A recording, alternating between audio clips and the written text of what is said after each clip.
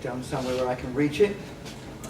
29 years ago, I was an innocent and naive scientist when I met an artist.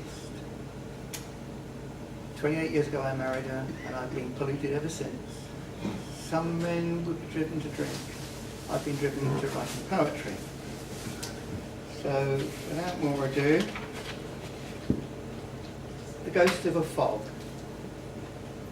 sounding in memory, hooting and wailing, fog on the river, rose and spreads, fiery red of the furnaces charging, shines bright on the brown smog, street lamps extinguished, one by one, everyday sounds lost in a fog, glittering now in my mind, in the daylight as a silver memory, siren sounds dying away, the echo of an echo of the past. Close to the microphone. Can't hear you. I don't like to speak right directly to I'm myself. so sorry.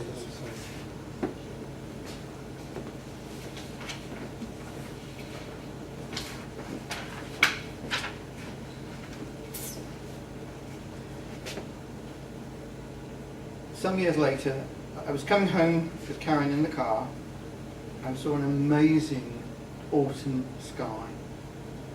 And that stuck in my head like a burr, that image, until I wrote this piece. It's called Autumnal Red.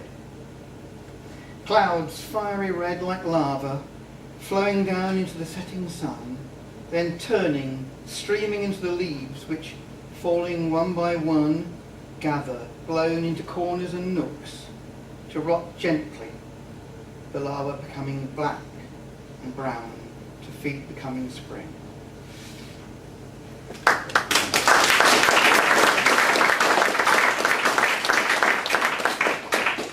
If I have time, I'll just read one more short piece. It's called Aurora. 22 years ago, it was a solar maximum, and I saw an amazing aurora, and that's also ended up in a poem. Thrown out of the unquiet sun, protons racing through the solar system, dancing mad dances in the magnetic field of the Earth, tearing light from the air we breathe, green and blood red, writhing like living things high above, stars shining through, hard, cold glitters. Bright beams burn out the glory, the driver, unknowing, uncaring, intent, and late for the pub.